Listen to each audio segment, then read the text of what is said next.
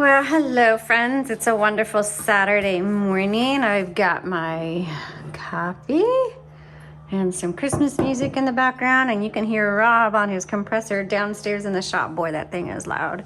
So I'm sure you can hear all the background noises, but let's take a look at this fantastic Olympia SM3 I have today, and this is a dark green. And it's in really good condition, so I can't wait to show it off to you. So let's go ahead and start with the very back and work our way forward. So the SM3 has manual tab stops, and that means, I will flip it up and show you what it means. Okay, so you see, if you look on the back, you'll see these metal pieces, and if you press and drag, that's how you set your tabs. And the nice thing is there's no keys to pull off and lose or anything like that, and these move nice and easy. So that's where they are. Obviously you don't need to flip up your typewriter to adjust them. I just did it to show you in the video. Now remember, Olympias have carriage locks. Okay, so make sure it's down, and then you can move your carriage back and forth like this. And to lock it, just make sure it's nice and centered, flip it up, and you might need to, just tap it, and now it's locked. It's not gonna move. So unlock it. And it's important to keep your carriage locked when you're not using it. It just helps protect the drawband on the carriage. Okay, so there's a little knob right here. If you press that, that's your paper holder. Voila. This is your paper release. All right, and this is your carriage release. And the carriage is nice and smooth. Okay, over here is your line selectors, and that means when you hit the return handle, it'll tell it if it's going to advance 1, 2, or 3 lines. Let's open up the top, and that's such a nice sounding bell. This is a very clean typewriter. It looks really good. Usually these vintage typewriters, there's some evidence of rusting and pitting and stuff like that, and this one is just really, really nice. Okay, so we have metal spools in here, and it came with metal spools. I don't know if they're original to the typewriter or not. Obviously, it's kind of impossible to know, but at least you get metal spools on this baby, and which means you get like twice the ribbon at least. So because we wind, when they have metal spools, we wind extra ribbon on that. Our universal ribbons come pre-packaged, and so we just pop those in. They're already rolled, whereas we hand roll. Now, if you have metal spools and you want us to hand roll fresh ribbon on it, we can do that. Just visit our website at untitled.typewriters.com and look for custom ribbon. Okay, so as hopefully you know, with ribbon spools, when you get to the end of the spool, you reverse the direction of the ribbon because there's still plenty of ink in that ribbon, and you should be able to reverse the direction of your ribbon many times. I'm talking dozens and dozens of times before you need to replace your ribbon. And to reverse the direction, these two double barrels right here, you just press those. Doesn't matter which side, either side will work. Okay, when it is time to change your ribbon, there's a spring-loaded metal arm, and you just kind of pull it back on each side, pull that up, and replace it, and then I have a photo of this area right here so that you can use it as reference to make sure your ribbon is threaded properly. So if you go to the link in the description below to the product listing, it'll take you to all the photos we have of this typewriter, excuse me, and then you can reference and save that photo and keep it on hand for you. Okay, this is touch selector, and this just determines how hard these bars will strike your paper.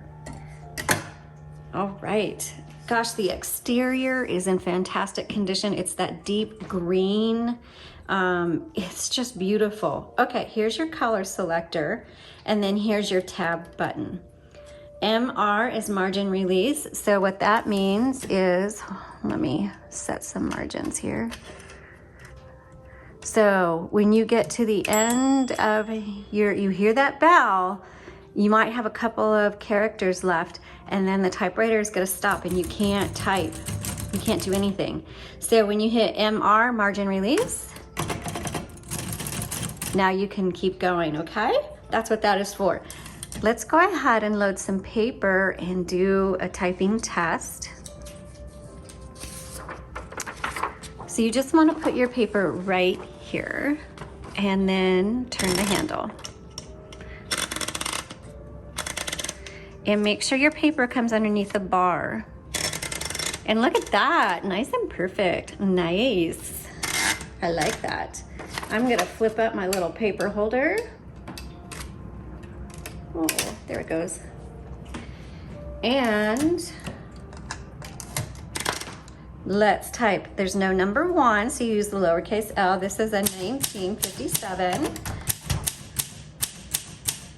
Olympia SM3. Oh my goodness. True. I mean, Olympia is a fantastic machine. It is probably one of the best performing typewriters.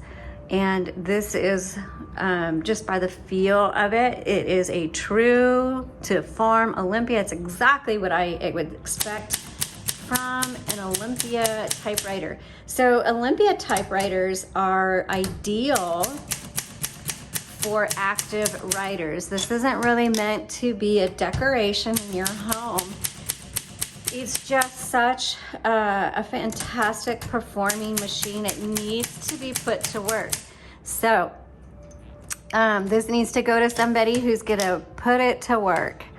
And oh, by the way, on the line selector, if you go all the way up to the top, it should go. Is it not going?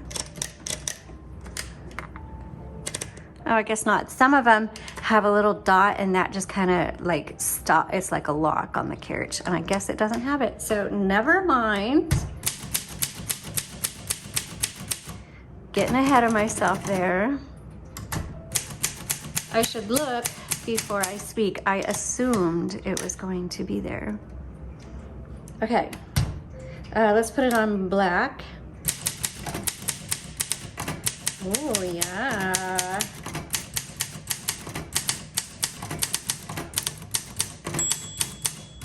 Okay, so this is so easy to type on. And so I do get requests from people because I mention it. I have small hands. I'm like the size of a 12-year-old, except for a little more plump. And my hands are tiny, so it's hard to know. Some typewriters are just hard for me to work on. So this would be a good one for smaller hands because I could sit here if there wasn't a big pole right in front of me and type fairly easily on this one.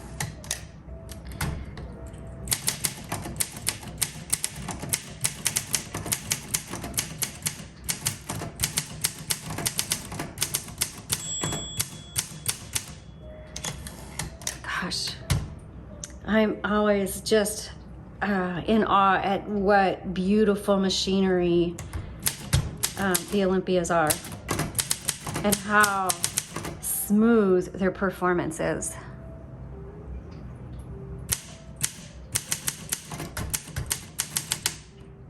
Sorry, getting ahead of myself.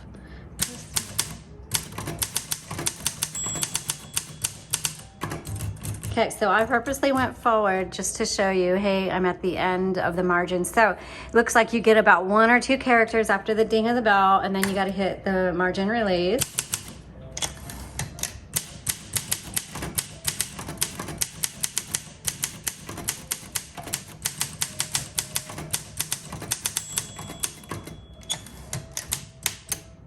Whoops, sorry.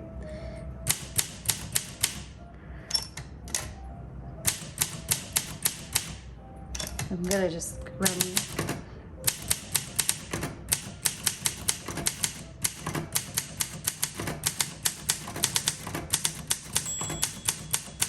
Okay, I was just double checking making sure if it was sticky or if it was user error, and it looked like it was user error. Sticky keys are normal, and so I recommend if you are a typewriter owner, you keep mineral spirits and Q-tips on hand and check out our video on what to do with stiff or sticky keys. That's a normal part of typewriter usage. This one does not have sticky or stiff keys. It was just user error. And also, there are some typewriters, especially when this is free information, but it's helpful.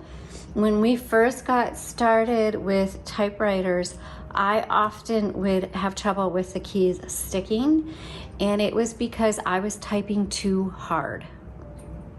So it took me months to get used to the feel of typewriters and how to adjust quickly to them. It's kind of like brakes on a car. That's the best way I can explain it. So hopefully this is helpful for you. Hey, thanks so much for watching. Please subscribe to our channel. Click our links below. Sign up for our newsletter. It's been 6 months since I've sent out an email, but I want to be able to stay in contact with you if we do need to get in touch. So would appreciate it if you'd sign up for a newsletter. Hopefully at the beginning of the year, I will be able to do something like every month with some tips and tricks and information on typewriters.